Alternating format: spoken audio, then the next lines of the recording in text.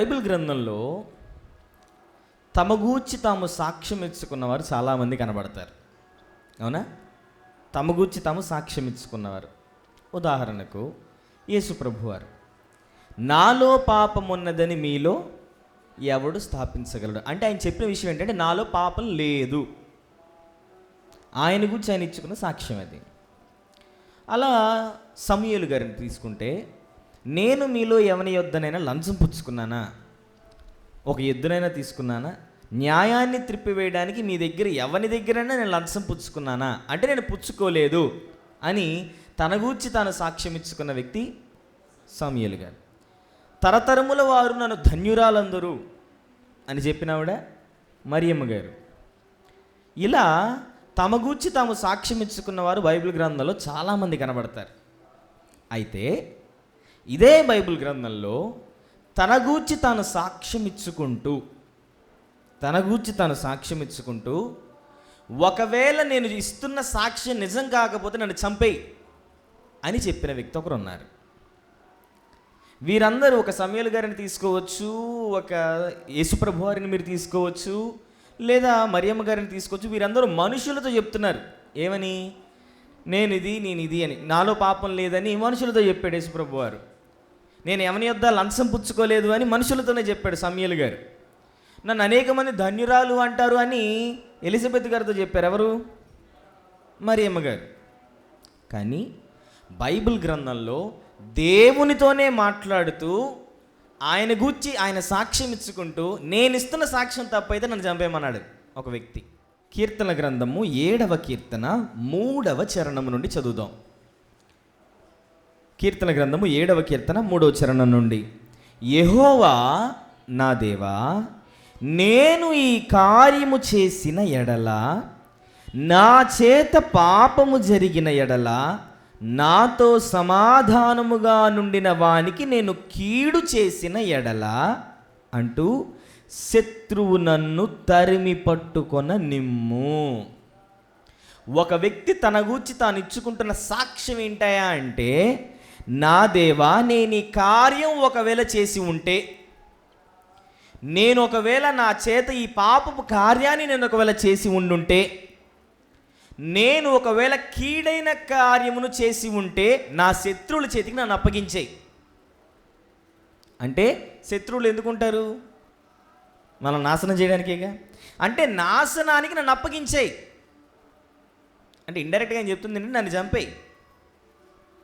ఇంతకీ ఎవరయ్యా ఈ మాటలు మాట్లాడుతుంది అంటే మనకందరికీ చాలా సుపరిచితమైన వ్యక్తి దావీదు గారు. ఎవరు? దావీదు గారు. దావీదు గారిని అనేక రకమైన కోణాలలో చూస్తూ ఉంటాం, కానీ ఈ కోణంలో మనం ధ్యానించవచ్చు. తన గూర్చి తన సాక్ష్యం ఇచ్చుకున్న వ్యక్తులు యేసుప్రభువు వారు, సమూయేలు గారు, మరియమ్మ గారు మాత్రమే కాదు, దావీదు గారు కూడా తన గూర్చి తన సాక్ష్యం ఇస్తున్న విషయం ఇది. అయితే ఈ సాక్ష్యం ఆయన మనుషులతో ఇవ్వడం లేదు.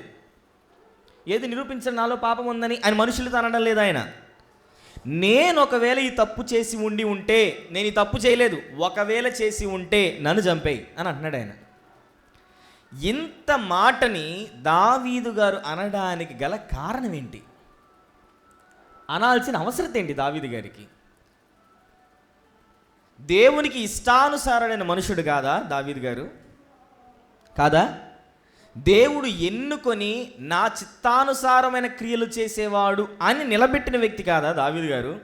అలాంటి వ్యక్తి ఇలాంటి విన్నపాన్ని చేసుకోవాల్సిన ఆ పరిస్థితి ఎందుకు వచ్చింది? దావీదు గారు అలా ప్రార్థించడానికి, దావీదు గారు అలా మాట్లాడడానికి గల కారణం ఏంటయా అని మనం పరిశీలిస్తే ఎందుకు మాట్లాడాల్సి వచ్చింది?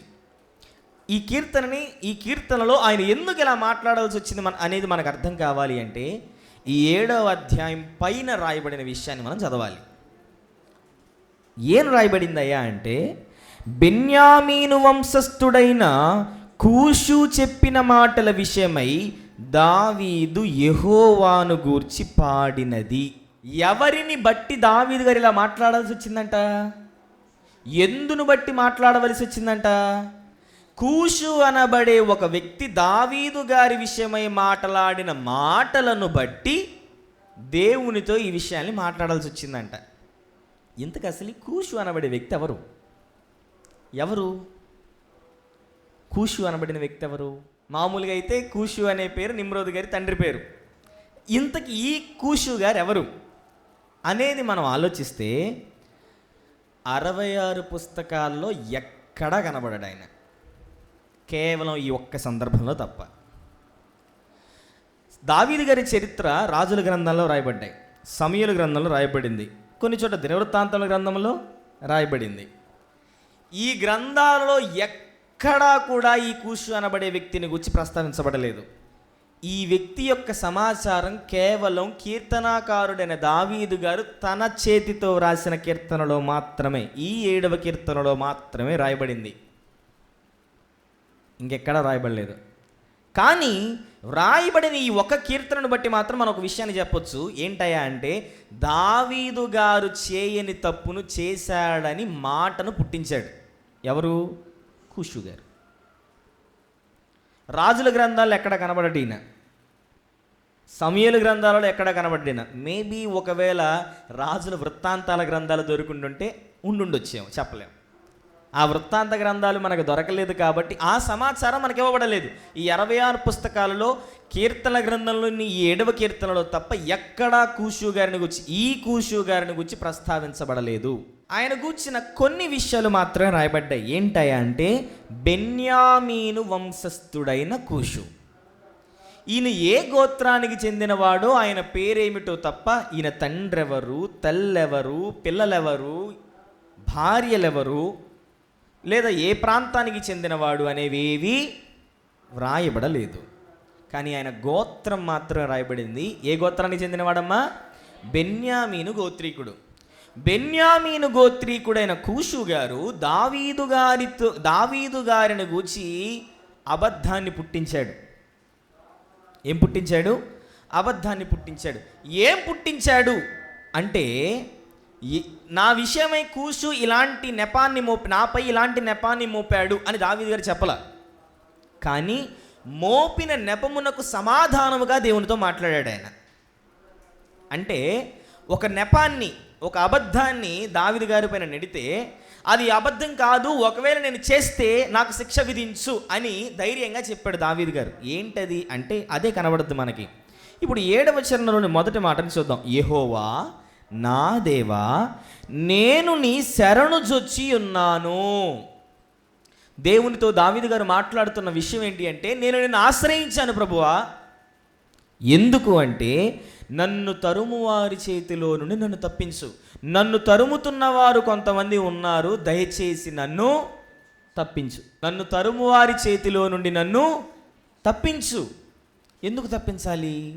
ఎందుకంటే నన్ను తరుమువారి చేతిలో నుండి నువ్వు తప్పించకపోతే, నన్ను తప్పించేవాడెవడు లేకపోతే, వారు సింహము వలె ముక్కలుగా చీల్చివేయకుండా నన్ను తప్పించుము. ఎందుకంటే నువ్వు ఒకవేళ నన్ను తప్పించకపోతే, వారు సింహాలు ముక్కల్లా ఎలా చీల్చివేస్తాయో అలా నన్ను చీల్చివేయడానికి కాపు కాసి ఉన్నారు, పొంచి ఉన్నారు.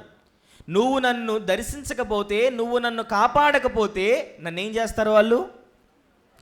సింహం ఎలాగైతే ముక్కలుగా చీల్చివేస్తుందో అలా చీల్చేయడానికి ఎదురు చూస్తున్నారు వారు నన్ను బట్టి. అంటే ఎప్పుడు దొరుకుతాడా, ఎప్పుడు చంపేద్దామా, ముక్కలు ముక్కలుగా, అంతేనా, ముక్కలు ముక్కలుగా చీల్చేద్దామా అని ఎదురు చూస్తున్నారు అని చెబుతూ ఒక విషయాన్ని మాట్లాడాడు ఆయన. ఏంటయ్యా అంటే, నేను ఈ కార్యము చేసిన ఎడల, ఒక కార్యాన్ని గురించి మాట్లాడుతున్నాడు ఆయన. ఏంటా కార్యం? అదేగా మనం మొదట చదువుకుంది. నేను ఈ కార్యాన్ని చేసిన ఎడల, నా చేత ఈ పాపము జరిగిన ఎడల, నాతో సమాధానముగా నుండిన వానికి నేను కీడు చేసిన ఎడల. అంటే ఆయన పైన మోపబడిన నిందేంటయా అంటే, అకారణముగా తనతో సమాధానముగానున్న వారిని కీడు చేశాడు అనే ఒక నెపాన్ని మోపాడు. ఎవరు? కూషు గారు. ఎవరు? బెన్యామీనీయుడైన కూషు గారు దావీదు గారి పైన మోపిన నెపం ఏంటయా అంటే, తనతో సమాధానముగా నుండిన వారికి కీడు తలపెట్టిన వాడు దావీదు అనే నెపాన్ని మోపాడు. అయితే దావీదు గారు సమాధానం ఆయనకి చెప్పట్లా, సమాధానం కూషు గారికి చెప్పట్లా. ఎవరితో మాట్లాడుతున్నారు ఆయన? దేవునితోనే డీలింగ్ చేస్తున్నాడు ఆయన. నేను ఈ తప్పు చేస్తే ఏం చేయమంటున్నాడంటే ఆయన, నన్ను చంపడానికి ఎదురు చూస్తున్న వారు ఉన్నారు కదా, ఆ శత్రువు నన్ను పట్టుకొని. ఇంత డేర్ మనలో ఎవరికన్నా ఉందా? ఇంత ధైర్యం? నేను ఈ తప్పు చేయలేదు, ఒకవేళ చేసి ఉంటే నన్నేం చేయి, ఎవరైతే నా ప్రాణాలను తీయడానికి సింహం వలె ముక్కలుగా నన్ను చీల్చివేయడానికి ఎదురు చూస్తున్నారో వారి చేతికే నన్ను అప్పగించు అంటూ, నా ప్రాణమును నేలను అణగద్రొక్కనిమ్ము, నా ప్రాణాన్ని నేలకు అణగద్రొక్కనిమ్ము, నా అతిశయాస్పదమును మంటిపాలు చేయనిమ్ము. వాళ్ళకి పూర్తి రైట్స్ ఇవ్వయా నువ్వు, వాళ్ళకి పూర్తి రైట్స్ నన్ను నాశనం చేయడానికి అని అన్నాడు ఆయన. ఎందుకు అలా మాట్లాడాల్సి వచ్చిందయ్యా అంటే, మనం ధ్యానించిన విషయంలో మనకు అర్థమైంది ఏంటంటే, తనతో సమాధానముగా నుండిన ఒక వ్యక్తికి కీడు చేశాడన్న ఒక కారణాన్ని, ఒక నెపాన్ని మోపిన వ్యక్తి కూషు గారు. ఈ సందర్భాలను మనం ధ్యానిస్తే మనకు కొన్ని విషయాలు అర్థమవుతాయి.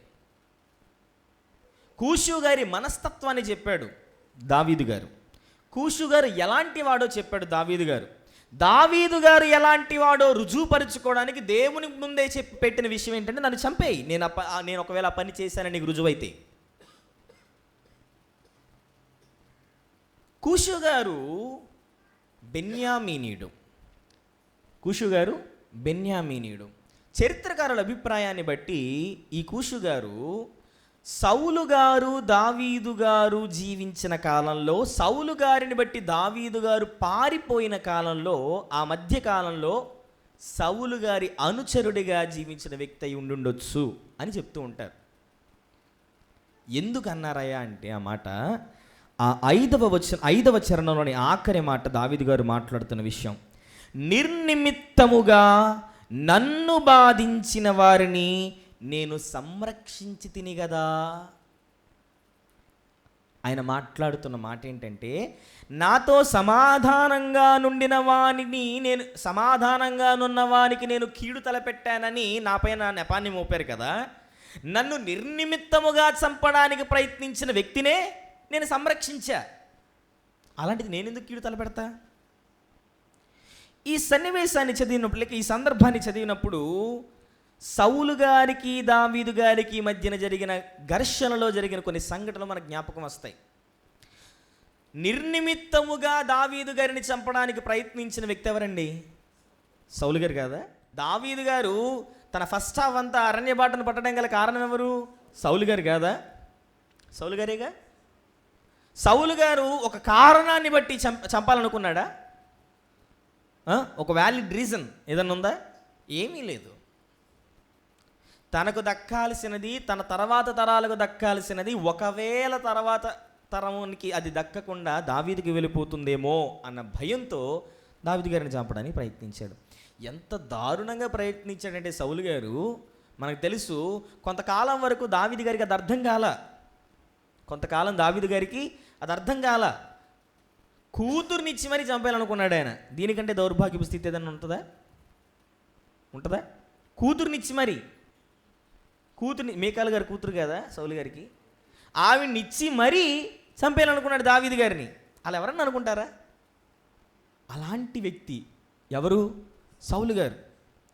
అలాంటి సౌలు గారు ఎప్పుడు దొరికితే అప్పుడు చంపేద్దామని ఎంతమంది సమూహం అంటే, వెళ్ళిన ప్రతిసారి 3,000 మంది 4,000 మంది వెంట పెట్టుకుని వెళ్ళేవాడైనా.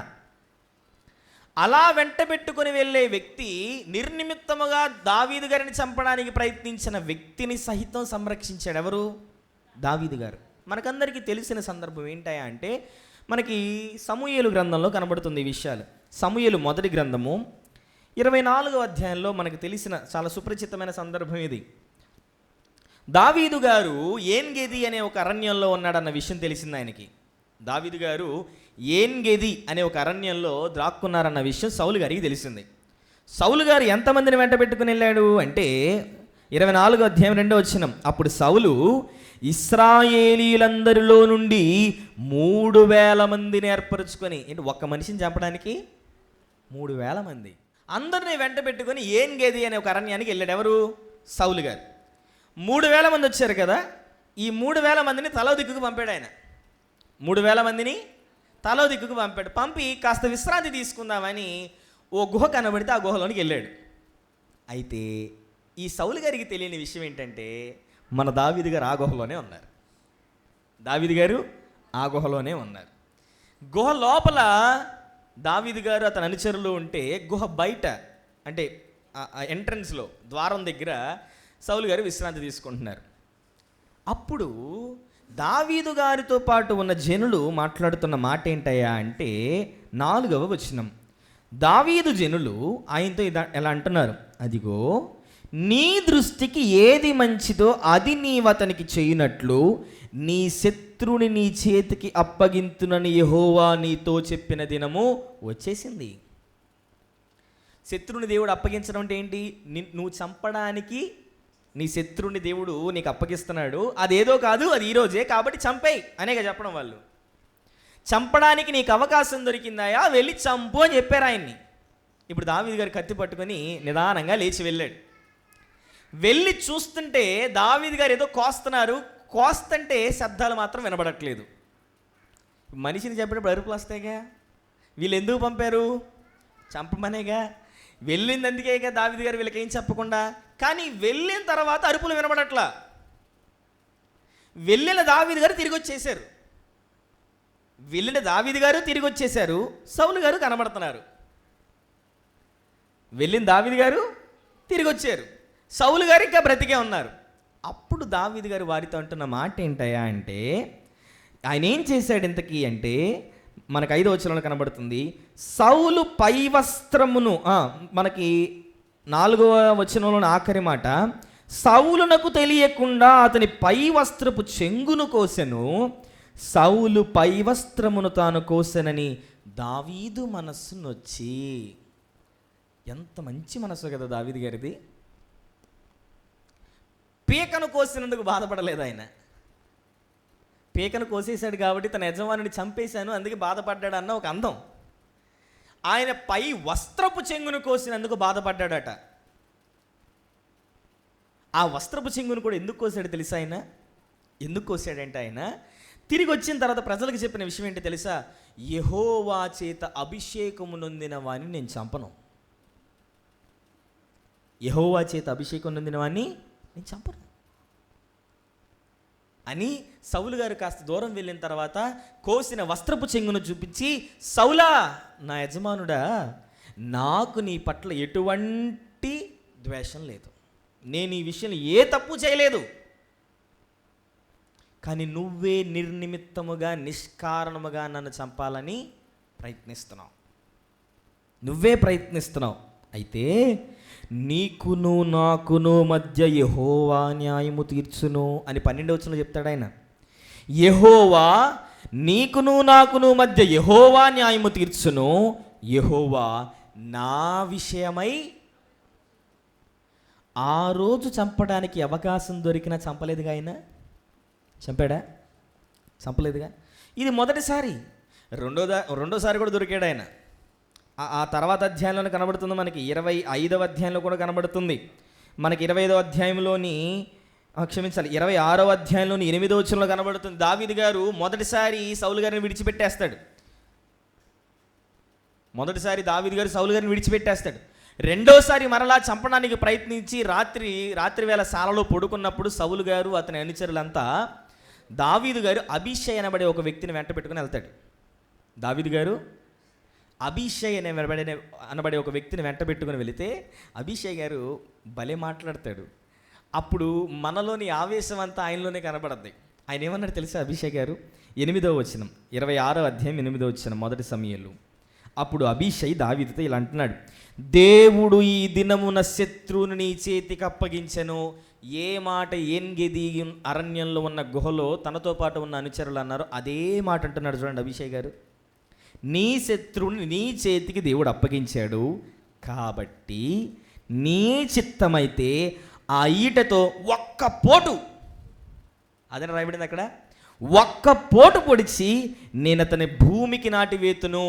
ఒకటే దెబ్బ, నేల కత్తుక్కుంటాడని చెప్పాడు ఆయన, మన భాషలో చెప్పాలంటే. అంత మాత్రమే కాదు, ఆయన ఇంకో మాట కూడా చెప్పాడు. ఏమన్నాడు తెలుసా? ఒక్క దెబ్బతోనే పరిష్కారం చేతును. ఒకటే దెబ్బ అంతా సెట్ అయిపోద్ది. నువ్వు ఇలా పరిగెట్టాల్సిన అవసరం ఉండదు, మేము నీతో పాటు ఉండాల్సిన అవసరం ఉండదు, అందరం కలిసి రాజ్యానికి వెళ్ళిపోవచ్చు. ఒకటే దెబ్బయా వీటన్నిటికీ సొల్యూషన్ అన్నాడు ఆయన. మనల్ని మనం చూసుకున్నట్టు లేదు.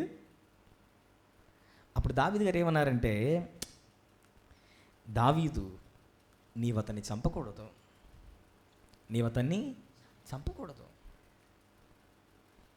ఇదే మాటని మన మనస్సులో పెట్టుకొని 7వ కీర్తనలోని మాటను చదివితే మనకు అర్థమవుతుంది.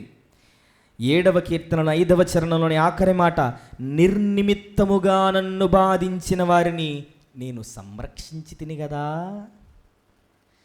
అభిషేక్ గారు చంపడానికి ఈట తీసుకొని రెడీగా ఉంటే, వద్దు నువ్వు అతన్ని చంపకూడదని ఆపాడు. అది సంరక్షించడం కాదా? తనతో పాటు ఉన్న అనుచరులందరూ, ఈరోజే దేవుడు నీ శత్రువు నీ చేతికి అప్పగించాడు, చంపేమని ప్రోత్సహిస్తే నేను చంపను అని అన్నాడు ఆయన. అది సంరక్షించడం కాదా? ఈ కారణాలను బట్టి మనం పరిశీలిస్తే కూషు అనబడే వ్యక్తి సౌలు గారి కాలంలో సౌలు గారి అనుచరుడిగా జీవించిన వ్యక్తి అయి ఉండొచ్చు అనడానికి ఎక్కువ ఆధారాలు కనబడతాయి. ఖచ్చితమైన ఆధారం మనకెక్కడా లేదు, ఎందుకంటే ఆయన గురించి మిగతా చరిత్ర ఎక్కడ మనకి రాయబడలేదు. కానీ ఈ విషయాన్ని బట్టి మనం ధ్యానిస్తే, ఆయన ఎవరైతే దావీదు గారిని నిర్నిమిత్తముగా బాధించారో, ఎవరైనా సౌలు గారు నిష్కారణముగా దావీదు గారిని చంపడానికి ప్రయత్నించాడు. కానీ నేను సంరక్షించింది కదా అని దావీదు గారు అన్నారంటే, మేబీ కూషు గారు దావీదు గారికి సౌలు గారి కాలంలో జీవించిన వ్యక్తి అయి ఉండుండొచ్చు. అయితే ఈ కూషు గారు ఏం చేశాడు, ఎలాంటి మనస్సీనది అని మనం చూస్తే మనకి 14వ చరణంలో కనబడుతుంది. కీర్తనల గ్రంథము 7వ కీర్తన 14వ చరణం. ఇప్పుడు చెప్తున్నాడు, ఆయన మనస్సును చెబుతున్నాడు. ఎవరు? దావీదు గారు. ఏంటయ్యా అంటే, పాపమును కనుటకు వాడు ప్రసవ వేదన పడుచున్నాడు, చేటును గర్భమున ధరించిన వాడై అబద్ధమును కనియున్నాడు. ఎలాంటి మనస్తత్వాన్ని కలిగిన వాడట? పాపమును కనుటకు ప్రసవ వేదన పడుతున్నాడట. పాపాన్ని కనడానికి చేటును గర్భమున ధరించిన వాడై దేన్ని కన్నాడట? అబద్ధాన్ని కన్నాడు. అంటే తన మనస్సు పాపపు మనస్సు, తన మనస్సు చేటుగల మనస్సు, తన మనస్సు ఎలాంటిది? అబద్ధములు పుట్టించు మనస్సు. అలాంటి వ్యక్తిత్వాన్ని కలిగిన వ్యక్తి ఎవరు? కూషు గారు. అంటూ ఆయన చెప్పిన విషయం ఏంటో తెలుసా? వాడు గుంటను తవ్వి దాన్ని లోతు చేసి ఉన్నాడు. ఓ పెద్ద గుంట తవ్వాడు, దాన్ని చాలా లోతు చేశాడు. ఈయన జీవితం, ఈయన ఎలాంటి మనస్తత్వాన్ని కలిగిన వాడు అనేది మనకు అర్థం కావాలంటే ఈయన గూర్చి మనకు రాయబడలేదు. కానీ ఈయనలాంటి మనస్తత్వాన్ని కలిగిన వారిని మనం పరిశీలిస్తే ఈయన ఎలాంటి వాడు ఈజీగా అర్థమైద్ది మనకి. అంతేనా కదా? పోల్చిన జీవితాలు మనం చూస్తే సిమిలర్గా ఉన్న జీవితాలు మనకి ఈజీగా అర్థమవుతాయి. కూషు గారు ఎలాంటి వాడయా అంటే, దావీదు గారు చేయని తప్పుని దావీదు గారిపై నెట్టిన వ్యక్తి, దావీదు గారి చేయని తప్పుని దావీదు గారిపై ప్రజల మధ్య పెట్టిన వ్యక్తి, దావీదు గారు చేయని తప్పుని సమాజంలో చెప్పిన వ్యక్తి. అందుకే అబద్ధాన్ని కనినవాడు అని చెప్పాడు. దావీదు గారి వరకు ఆ వార్త వచ్చిందంటే అప్పటికే సమాజంలో తిరుగుతూ ఉండాలిగా, అవునా కదా? ఇంతకీ ఎలా చేసుంటాడు ఆయన అనేది మనకు అర్థం కావాలంటే, అలా అబద్ధాన్ని ప్రజలకు తెలియజేయడానికి తప్పుడు సమాచారాన్ని ప్రజలలో గట్టిగా చెప్పిన వారు ఎవరైనా ఉన్నారా అంటే మనకు ఒక వ్యక్తి కనబడతారు.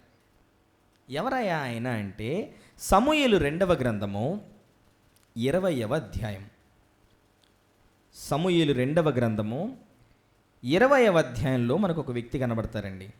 ఎవరైనా అంటే, సమూయేలు 2వ గ్రంథము 20వ అధ్యాయం 1వ వచనం, బెన్యామీనీయుడగు బిక్రీ కుమారుడైన షెబయను పనికి మాలిన వాడొకడు అచ్చట నుండెను. ఒక పనికి మాలిన వాడిని గూర్చి బైబిల్లో రాయబడింది. ఎవరా పనికి మాలిన వాడు? నేను అంటలేదు అన్నమాట. ఆయన పనికి మాలినవాడు నేను అనడం లేదు. బైబిల్లోనే డైరెక్ట్గా రాయబడిన విషయం, పనికి మాలినవాడు. ఇంతకీ ఈ పనికి మాలినవాడు చేసిన పనికి మాలిన కార్యం ఏంటయా అంటే, వాడు దావీదు నందు మనకు భాగము లేదు.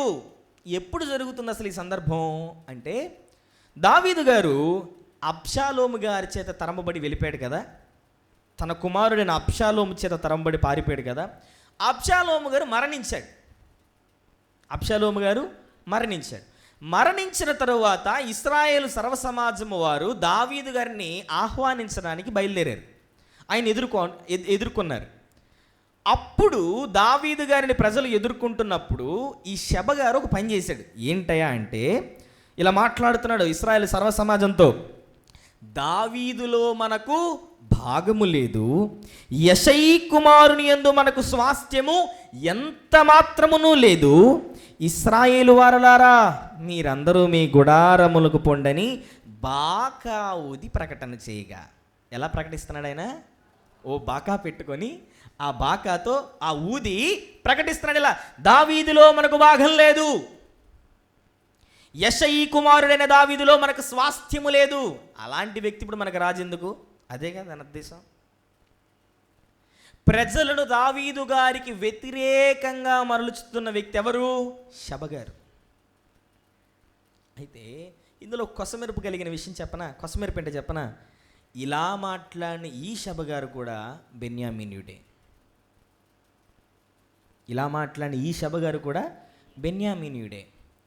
షెబగారట, దావీదులో మనకు భాగం లేదు, దావీదులో మనకు స్వాస్థ్యం లేదు, అతనిలో మనకేముంది, అతను మనకెందుకు రాజు అని దావీదు గారి పట్ల వ్యతిరేక భావాన్ని కలిగిస్తే ఇశ్రాయేలీయులందరూ ఏం చేశారు?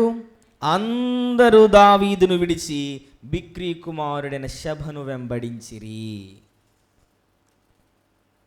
అంటే ఒక అబద్ధాన్ని, ఒక తప్పుడు సమాచారాన్ని ప్రజలలో పెడుతున్నారు. ఏమని? దావీదు గారిని దేవుడు కాదా రాజుగా నియమించింది? కాదా? దావీదు గారిని దేవుడు కాదా నిలబెట్టింది? మరి దేవుడు నిలబెట్టిన వ్యక్తిలో మనకు స్వాస్థ్యం లేదని చెప్పింది అబద్ధమా నిజమా? అలాంటి అబద్ధాన్ని బాకా ఊది మరీ చెబుతున్నాడు. ఎవరు? షెబ గారు. మేబీ ఇలాగే ఒక అబద్ధాన్ని పుట్టించుండాలి. ఎవరు? హూషు గారు కూడా.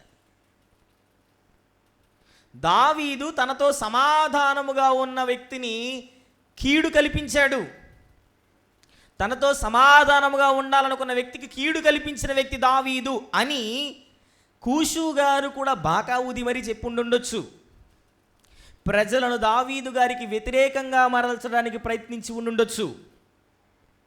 అందుకే దావీదు గారు అన్నమాట, నా చేత ఒకవేళ ఆ పాపం జరిగితే నన్ను నా శత్రువుల చేతికి అప్పగించు. కానీ నాకు ఒక విషయం ఎందుకు అనిపించిందంటే, బెన్యామీనీలలో కొంతమందికి దావీదు గారు ఎందుకో నచ్చుండకపోవచ్చు. కారణం కూడా ఉంది. ఎందుకు ఈ మాట అంటున్నానంటే, సౌలు గారు బెన్యామీనీయుడు. ఇశ్రాయేలీయులలో మొదటి రాజు బెన్యామీను గోత్రానికి చెందినవాడు. మేబీ దావీదు గారు రాజైన తరువాత తమ గోత్రంలో నుండి రాజరికం వెళ్ళిపోయిందన్న వ్యతిరేక భావం ఏమైనా ఉందేమో. ఎందుకంటే వ్యతిరేక భావాన్ని కలిగి అబద్ధాన్ని పుట్టించిన కూషు గారు బెన్యామీనీయుడే. దావీదులో మనకు స్వాస్థ్యం లేదు, భాగం లేదని చెప్పిన షెబ గారు బెన్యామీనీయుడే. సో ఈ కారణాలను బట్టి మనం ఆలోచిస్తే ఆ కాలంలో దావీదు గారి పట్ల వ్యతిరేక భావం ఉండుండొచ్చు. ఎందుకంటే తమ గోత్రంలో నుండి రాజరికం వెళ్ళిపోయింది. ఒకవేళ సౌలు గారి తర్వాత వస్తే యోనాతాను గారు రావాలి, కానీ ఎవరు వచ్చారు? దావీదు గారు వచ్చారు. కాబట్టి అలా కొన్ని వర్గాలుగా విభాగింపబడి మేము బెన్యామీనీలో మేము సౌలు పక్షము వారమని కొంతమంది వ్యతిరేక భావాన్ని కలిగి ఉండుండొచ్చు. వారిలో మనకు కనబడే వ్యక్తులు ఎవరు? ఒకరు కూషు గారు, అలాంటి వ్యక్తే షెబ గారు. ఇప్పుడు మనం ఆలోచిస్తే షెబ గారు ఎలాగైతే ఇశ్రాయేలు సర్వసమాజాన్ని దావీదు గారికి వ్యతిరేకంగా పురికొల్పాడో, మేబీ అలాగే కూషు గారు కూడా చేసి ఉండొచ్చు. మరి ముఖ్యంగా సౌలు గారి అనుచరుడు కాబట్టి, ఎవరు అయ్యుండొచ్చు కాబట్టి, సౌలు గారి పక్షమున ప్రజలందరూ ఉండాలన్న ఉద్దేశంతో దావీదు గారి పైన అబద్ధాన్ని మోపుండొచ్చు. సౌలు గారు దావీదు గారిని చంపడానికి ప్రయత్నిస్తున్నా దానికి కారణం దావీదే ముందు సౌలు గారిపై చంపడానికి ప్రయత్నించున్నాడు, అందుకే సౌలు గారు దావీదు గారిని చంపడానికి ప్రయత్నిస్తున్నాడనే అబద్ధాన్ని మోపుండొచ్చు, జరిగి ఉండొచ్చు. అని ఎందుకంటున్నానంటే మనం చూసిన ఆధారాలను బట్టి ఖచ్చితమైన ఆధారం లేదు కాబట్టి ఉండుండొచ్చు అంటున్నాను నేను. ఇప్పుడు మనం ఆలోచిస్తే కూషు గారు అంతటా ఆగిపోలేదు. ఆయన ఎంత దాకా వెళ్ళాడంటే, ఇప్పుడు వద్దాం కీర్తనల గ్రంథం 7వ కీర్తన. కీర్తన గ్రంథం 7వ కీర్తన మనకి 16వ చరణంలో కనబడుతుంది. వాడు తలంచిన చేటు. ఏం చేశాడంట? వాడు తలంచిన చేటు అంటే కూషు గారు దావీదు గారి పట్ల ఒక చేటును తలంచాడు. వాడు యోచించిన బలాత్కారము. అతను ఒక గుంటను తవ్వాడు, అతను పెద్ద గుంటను తవ్వాడు, ఒక చేటును తలంచాడు, బలాత్కారాన్ని యోచించాడు. అంటే దావీదు గారికి వ్యతిరేకంగా ఒక బలాత్కార కార్యాన్ని చేయడానికి పూనుకున్న వ్యక్తి ఎవరు? కూషు గారు. మేబీ అహీతోపేలు గారు దావీదు గారి పట్ల కుయుక్తిని ఆలోచించాడు కదా, చేటును తలంచాడు కదా, అలా కూషు గారు కూడా ఒక చేటును తలంచి ఉండుండొచ్చు. అంతేనా? దావీదు గారు అంటున్న మాట ఏంటి? నా నిమిత్తమై చేటును తలంచాడు, నా నిమిత్తమై బలాత్కారాన్ని యోచించాడు. అంటే దావీదు గారిని చంపడానికి సలహాలు ఇవ్వడమే కదా దాని ఉద్దేశం. అలా సలహాలు ఇచ్చిన వ్యక్తి ఎవరాయా అంటే అబ్షాలోము గారికి అహీతోపేలు గారు ఇచ్చారు. అబ్షాలోము గారికి అహీతోపేలు గారు ఇచ్చారు. ఎలాగైతే అహీతోపేలు గారు అబ్షాలోము గారికి దావీదు గారిని చంపడానికి సలహా ఇచ్చారో, అలా సౌలు గారు దావీదు గారిని చంపడానికి ఏదో ఒక ప్రణాళికను పన్నుంటాడు. ఎవరు? కూషు గారు. అందుకే దావీదు గారు అంటున్న మాట ఏంటో తెలుసా? వాడు గుంటను తవ్వి దాన్ని చాలా లోతుగా చేశాడు. ఎందుకు? నేను పడతానని.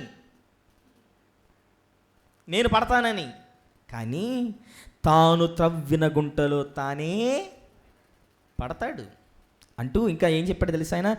వాడు తలంచిన చెట్టు వాని నెత్తి మీదకే. నువ్వు ఏది విత్తుతావో అదే కోస్తావు. అంతేనా?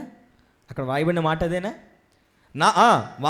వాడు ఏదైతే తలంచాడో అదే వారి నెత్తి మీదకి వస్తుంది అంటూ, వాడు యోచించిన బలాత్కారము వాడి ఎక్కడికి వస్తుందంట?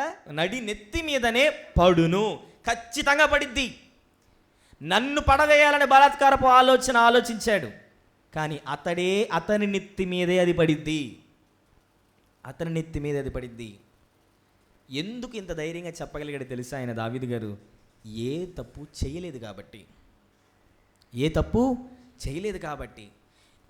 ఇలా మాట్లాడిన దావీదు గారు ఏమన్నారు తెలుసా? దేవా, నేను ఒకవేళ తప్పు చేసి ఉంటే నన్ను చంపేయి, ఒకవేళ నేను తప్పు చేయలేదని రుజువైతే నువ్వేం చేయాలో తెలుసా అని 6వ చరణంలో మాట్లాడాడు ఆయన. ఏం మాట్లాడాడో చూడండి. యెహోవా, కోపము తెచ్చుకొని లెమ్ము, నా విరోధుల ఆగ్రముననుచుటకై లెమ్ము, నాలో తప్పుంటే నన్ను చంపేయి, నాలో తప్పు లేదని తెలిస్తే నా తరపున నువ్వే యుద్ధం చేయి. ఇదే మాటని సౌలు గారితో కూడా అన్నాడు ఆయన. ఏమని? నీకును నాకును మధ్య యెహోవాయే న్యాయము తీర్చును, నా నిమిత్తమై యెహోవాయే పగ తీర్చుకొనును. నేనే తప్పు చేయలేదు, నేను ఏ తప్పు చేయలేదు. నిర్నిమిత్తముగా, నిష్కారణముగా, అకారణముగా నా పైన నెపాన్ని మోపారు. నేను చేయని తప్పును చేశానని చెప్పారు. నేను వారి పట్ల ఎటువంటి భావాన్ని కలిగలేనయా? నువ్వు తీసుకో, దానిని నువ్వు తీసుకో, నీ చేతుల్లోనికి తీసుకో. ఈరోజు కూషు గారి జీవితాన్ని మనం ఆలోచిస్తే, కూషు గారు నెపాన్ని మోపి వ్యతిరేకంగా వెళ్ళింది దావీదు గారికి కాదు, ఏ తప్పు చేయని వ్యక్తికి తోడుండే దేవునికి వ్యతిరేకంగా నిలిచాడు. ఎవరికి వ్యతిరేకంగా నిలిచాడు? దేవునికి వ్యతిరేకంగా నిలిచాడు. ధైర్యంగా చెప్పాడు ఆయన, నువ్వు లేయా, నన్ను నిర్నిమిత్తముగా నా పైన ఆగ్రహాన్ని చూపి నన్ను చంపడానికి ప్రయత్నించే ప్రతి వ్యక్తిని నువ్వు నాశనం చేస్తావని నాకు తెలుసు, నువ్వు యుద్ధం చేయి. ఈరోజు మనం ఆలోచించాల్సిన విషయం ఏంటో తెలుసా? ఏ తప్పు చేయని ఒక వ్యక్తిని నిర్నిమిత్తముగా నువ్వు ఒకవేళ దూషిస్తే నువ్వు వ్యతిరేకంగా వెళుతున్నది ఆ వ్యక్తికి కాదు. నువ్వు వ్యతిరేకంగా వెళుతున్నది ఆ వ్యక్తికి కాదు, ఏ తప్పు చేయని వ్యక్తి వెనకాల ఉన్న దేవునికి. అది చిన్నదైనా కావచ్చు, పెద్దదైనా కావచ్చు. అహీతోపెలు గారు ఆలోచించాడు, మంచి మరణాన్ని ఏమైనా పొందాడా? సౌలు గారు దావీదు గారి పట్ల తప్పుడు ఆలోచన చేశాడు, మంచి మరణాన్ని ఏమైనా పొందాడా? షిమి గారు దావీదు గారిని తిట్టారు, మంచి మరణాన్ని ఏమైనా పొందాడా? నిష్కారణముగా ఏ వ్యక్తిని నీవు దూషించినా, ఏ వ్యక్తిని నీవు నిందించినా నీ స్థితి నా స్థితి అంతే. ఈరోజు మనలో అలాంటి ఆలోచన ఉందేమో, ఈరోజు మనలో అలాంటి గుణం ఉందేమో. నీ సహోదరుడు నీ ఎడల తప్పిదము చేయకపోయినను చేశావని నువ్వు నిందిస్తున్నావా? ఏ తప్పు చేయని ఒక వ్యక్తిని నువ్వు తప్పు చేశావు అని దూషిస్తున్నావా? ఒకవేళ నువ్వు అలాంటి కార్యాన్ని చేస్తే నువ్వు వ్యతిరేకంగా వెళుతుంది ఎవరికి? అప్పుడు దేవుడు తన చేతిలోనికి తీసుకుంటాడు, పగ తీర్చుట నా పని. మనలో ఒకవేళ ఈ మనసు ఉందేమో, మనం ఒకవేళ ఇలాంటి అబద్ధాలను ఆడుతున్నామేమో. ఒకవేళ అలాంటి మనస్సునే మనము కలిగి ఉంటే మనము ఎటువంటి వారము? కూషు వంటి వారమే. మనము కూడా పాపమును కనడానికి ప్రసవ వేదన పడుతున్న వారమే. చేటును గర్భమును ధరించి అబద్ధాన్ని కంటున్న వారమే. నీ సహోదరుడు నాశనం అవ్వాలని, నీ సహోదరుడు కూలిపోవాలి అని, నీ సహోదరుడు అట్టడుగు స్థానానికి దిగజారిపోవాలి అని నువ్వు ఒకవేళ ఆలోచిస్తున్నావా? నీలో ఆలోచన ఉందా? తీసేయి. ఎందుకంటే నువ్వు చాలా పెద్ద గుంటను తవ్వాను అని భ్రమపడుతున్నావేమో. ఆ గుంట నీకోసం నువ్వే తవ్వుకుంటున్నావు. ఎవరిలా? కూషు గారిలా. బెస్ట్ ఎగ్జాంపుల్ చెప్పిన ఎవరిలానో, మొర్దెకై గారిని చంపడానికి హామాను గారు కట్టారే, అలాగే నువ్వు గుంటను తవ్వుతున్నావు. ఎందుకు? నీకు వ్యతిరేకంగా ఉన్న వ్యక్తిని నాశనం చేయడానికి. హామాను గారు ఏం చేశాడు? మొర్దెకై గారిని నాశనం చేయడానికి పెద్ద ఉరికంబాన్ని కట్టించాడు, దానికి ఆయనే వేలాడాడు. నువ్వు గుంట తవ్వితే నువ్వే అందులో పడతావు. గుంటలు తవ్వాల్సిన అవసరత క్రైస్తవుడిది కాదు. క్రైస్తవుని పని ఏంటయా అంటే జారిపోతున్న వ్యక్తిని పైకి లేపే పని, పడేసే పని కాదు. పైకి లేపే పని నీదైతే కాదు నేను పడేస్తా అంటే వాళ్ళని పడేడు దేవుడు. ఎవరిని పడేస్తాడు? నిన్నే దానిలోకి తోస్తాడు. కాబట్టి ఎక్కడున్నాం మనం? ఇది మన దాకా ఈ విషయం వచ్చిందంటే మనలో ఈ లక్షణం ఉందేమో. ఎవరికి ఉందో నాకు తెలీదు, నాకే ఉందేమో. నాతో దేవుడు మాట్లాడుతున్నాడు. ఎవరికి వారమే ప్రశ్నించుకోవాలి. నాలో ఈ లోపం ఉంటే ఈరోజు నేను సరి చేసుకోవాలి. కాబట్టి కూషు వంటి మనస్సు మనలో ఉండకూడదు.